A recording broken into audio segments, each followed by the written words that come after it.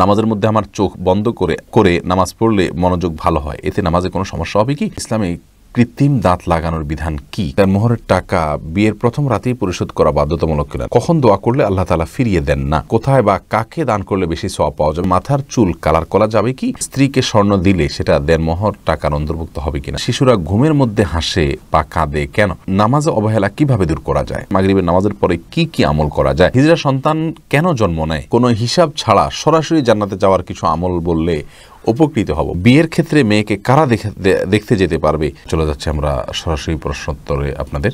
সর্বপ্রথম যে প্রশ্নটি আমি দেখতে পাচ্ছি, হোসাইন আনি আপনি জানতে চেয়েছেন ইসলামে কৃত্রিম দাঁত লাগানোর বিধান কি? কারো দাঁতের সমস্যা থাকায় সে যদি দাঁতের ব্যথা অথবা ক্ষয় হয়ে যাওয়া দাঁতের সমস্যা থেকে পরিত্রাণ পেতে নতুন কৃত্রিম দাঁত লাগান, তাহলে কি ইমানে কোনো ক্ষতি হবে কিনা? না ভাই হোসেন, কৃত্রিম দাঁত লাগানোতে কোনো প্রকার অসুবিধা নেই।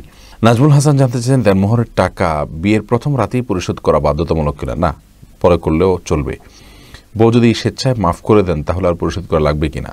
স্ত্রী মাফ করে দিলে আর দেয়া লাগবে না, কিন্তু স্ত্রী পরিপূর্ণভাবে মাফ করাটা আমাদের সামাজিক ট্র্যাডিশন হয়ে গেছে। সেটা শুরুর দিকে লজ্জা পড়ে অনেক সময় মাফ করে দেয়, এই মাফ করার উপরে নির্ভর করা উচিত নয়। বরং পরবর্তীতে আপনি দিলেন, স্ত্রী কিছু ছাড়লে আল্লাহ তাআলা বলছেন ফাকুলু হানিয়াম মারিয়া, তাহলে সেটাকে আপনি খেতে পারেন। কিন্তু পুরোটা মাফ করে নেবেন, এটা তো এক ধরনের জুলুম। পরিবার থেকে পরিশোধ করা যাবে কি না? জি, যে কেউ আপনার দেনমোহর পরিশোধ করে দিতে পারে, কোনো অসুবিধা নেই। সুমাইয়া হাসান জানতে চেয়েছেন কখন দোয়া করলে আল্লাহ তাআলা ফিরিয়ে দেন না? বল সুমাইয়া, দোয়ার সম্পর্কে আমাদের একটা বিস্তারিত ভিডিও আছে আমাদের পেজে, আপনি যদি সেটা দেখে নেন ইনশাআল্লাহ দোয়া সম্পর্কে আপনার বিস্তারিত ধারণা হয়ে যাবে। দোয়ার স্থান, কাল, পাত্র ও সময়, স্থান, কাল, পাত্র, এরকম একটা ভিডিও আমাদের ইউটিউব চ্যানেল আসুন্নাহ ফাউন্ডেশন নামে সেখানে আছে, আমাদের পেজে আছে, আপনি সেখানে সার্চ করলে পাবেন। অতএব দোয়ার কবুলের জন্য সবচেয়ে উত্তম সময় হলো সিজদার সময়টা। সিজদায় যখন যাবেন তখন, বিশেষ করে নফল নামাজে, এবং আপনি রাতের শেষ প্রহরে দোয়া করবেন, সেটা দোয়া কবুলের জন্য উত্তম সময়। এবং শুক্রবার সন্ধ্যার সময় দোয়া কবুলের জন্য উত্তম সময়।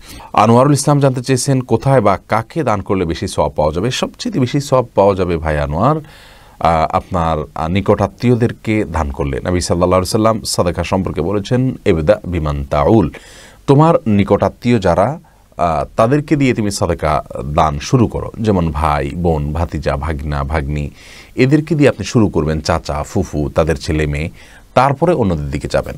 অর্থাৎ যত নিকটাত্মীয় তাদেরকে দিলে বেশি সওয়াব হবে। এমনি মনসুর আলী আপনি জানতে চেয়েছেন মাথার চুল কালার করা যাবে কি?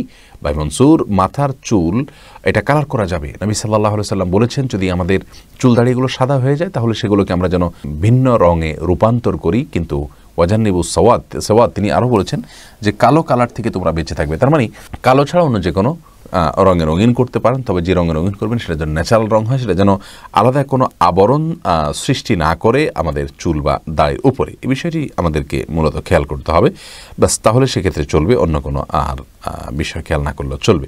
কিন্তু চুল সাদা হয়ে গেলে সেটাকে অন্য রঙে রঙিন করা, এটা সুন্নাহ এবং হাদিস দ্বারা নির্দেশিত। ইয়াহুদিরা সাদা রেখে দেয়, আমাদেরকে জন্য মেহেদি বা এই জাতীয় কোনো কালার ব্যবহার করার নির্দেশনা ইসলাম দিয়েছে। মোহাম্মদ মনির হোসেন জানতে চেয়েছেন স্ত্রীকে স্বর্ণ দিলে সেটা দেনমোহর টাকার অন্তর্ভুক্ত হবে কিনা? জি, অবশ্যই হতে পারে। স্ত্রীকে দেনমোহর হিসাবে যদি টাকা দেন সেটা যেমন কাউন্ট হবে, স্বর্ণ দিলে বা রূপা দিলে, কোনো গহনা দিলে সেটাকেও আপনি দেনমোহর হিসাবে কাউন্ট করতে পারবেন। ইভা অপরাজিতা এই আইডি থেকে আপনি জানতে চেয়েছেন শিশুরা ঘুমের মধ্যে হাসে বা কাঁদে কেন? শিশুরা কেন ভাই বোন ইভা, এটা তো আমরা বড়রাও ঘুমের মধ্যে কিন্তু হাসি এবং কেঁদে থাকি, অর্থাৎ হাসি কান্না ঘুমের মধ্যে এটা হয়ে থাকে সাধারণত। মানুষ যখন স্বপ্ন দেখে তখন শিশুরাও কিন্তু স্বপ্ন দেখে, আর সেই স্বপ্ন দেখার পরেই তারা হাসে বা কাঁদে, স্বপ্নের অবস্থার উপর নির্ভর করে। ডক্টর হুমায়রা কবির রুশেদ আপনি জানতে চেয়েছেন নামাজে অবহেলা কিভাবে দূর করা যায়? নামাজে অবহেলা দূর করবার জন্য প্রথম কাজ হলো নামাজের গুরুত্ব সম্পর্কে অনুধাবন করা, জানার চেষ্টা করা, নামাজের গুরুত্ব নিয়ে ভালো কোনো লেকচার শোনা। ডক্টর খন্দকার আব্দুল্লাহ জাহাঙ্গীর রাহিমাহুল্লাহর নামাজের গুরুত্ব নিয়ে একটা আলোচনা আছে, ইউটিউব আপনি শুনে নিতে পারেন। ইনশাআল্লাহ বেদিন আপনার নামাজে অবহেলা দূর হবে। দ্বিতীয়ত, নামাজের গুরুত্ব ইসলামী শরীয়তে কতখানি, এটা নিয়ে আপনি কোনো ভালো আর্টিকেল পড়তে পারেন। যদি বক্তব্য শোনার অভ্যাস না থাকে তাহলে আর্টিকেল পড়তে পারেন। ইনশাআল্লাহ বেদিন আপনি যখন জানবেন ইসলামী শরীয়তে নামাজের অবস্থানটা কোন জায়গায়, না পড়লে আমাদের ক্ষতিগুলো কী আর পড়লে লাভগুলো কী, তাহলে ইনশাআল্লাহ নামাজের অবহেলা আপনার দূর হবে। আমাদের জানার ঘাটতির কারণে অনেক সময় অবহেলা হয়ে থাকে। সেই সাথে আল্লাহ রাব্বুল আলামিনের কাছে পানা চাইবেন যাতে অবহেলা না হয় এবং ইবাদতে মনোযোগ থাকে। বিশেষ করে একটা দোয়া পড়তে পারেন, আল্লাহুম্মা আইন্নি আলা যিকরিকা ওয়া শুকরিকা ওয়া হুসনে ইবাদাতিক, আল্লাহ আমাকে সাহায্য করুন আপনার জিকির, আপনার শুকর এবং আপনাকে সুন্দরভাবে ইবাদত যেন করতে পারি এই কাজের জন্য। আল্লাহ কাছে দোয়া করবেন, আল্লাহ তাআলা সাহায্য করবেন ইনশাআল্লাহ। আতাউর রহমান, আপনি জানতে চেয়েছেন মাগরিবের নামাজের পরে কি কি আমল করা যায়। সন্ধ্যার আমলগুলো এগুলো আসরের পর থেকেই করা যায়, মাগরিবের পরে করতে পারেন। আমাদের একটি দোয়ার বই রাসূলুল্লাহ সাল্লাল্লাহু আলাইহি ওয়াসাল্লামের সকাল ও সন্ধ্যার দোয়া ও জিকির নামে, এই বইটাতে আপনি সন্ধ্যার আমলগুলো পেয়ে যাবেন। সেগুলো আসরের পরে মাগরিবের পরে যে কোনো সময় আপনি করতে পারেন। আর নির্দিষ্ট করে সূর্য ডোবার পরে কিছু আমলের কথা হাদিসে বলা আছে, সেগুলো আপনি মাগরিবের পরে করবেন। সোহেল রানা জানতে চেয়েছেন হিজড়া সন্তান কেন জন্ম নেয়, এটা নিয়ে একটু ব্যাখ্যা দিবেন। এ বিষয়ে আমার কোনো ইলম নাই ভাই সোহেল রানা, যে হিজড়া সন্তান কেন জন্ম নেয়। আল্লাহ রাব্বুল আলামিন তাদেরকে সৃষ্টি করেছেন, তারা তাদের সৃষ্টিগত কিছুটা ত্রুটি রয়েছে, এর বাইরে কিছু নয়। এটার কোনো বৈজ্ঞানিক গ্রহণযোগ্য ব্যাখ্যা আছে কিনা ইসলামী শরীয়ত দৃষ্টিকোণ থেকে আমার জানা নেই, বা ইসলামী শরীয়ত দৃষ্টিকোণ থেকেও এটার কোনো ব্যাখ্যা নির্দিষ্ট করে আলাদা আছে বলে আমার জানা নেই। এনামুল হাসান সজল সাজি, আপনি জানতে চেয়েছেন কোনো হিসাব ছাড়া সরাসরি জান্নাতে যাওয়ার কিছু আমল বললে উপকৃত হব। ভাই এনামুল হাসান হক, কোনো হিসাব দিবেন না, আপনি সোজা জান্নাতে চলে যাবেন, এত শর্টকাট ওয়েতে জান্নাত কেন পেতে চাচ্ছেন? দেখুন, আল্লাহ রাব্বুল আলামিনের কাছে ঈমান আমাদের থাকতে হবে, ঈমান নিয়ে হাজির হতে হবে। এরপরে বিশেষ কিছু আমলের মাধ্যমে আল্লাহ রাব্বুল আলামিন বিনা হিসাবে জান্নাত দিবেন।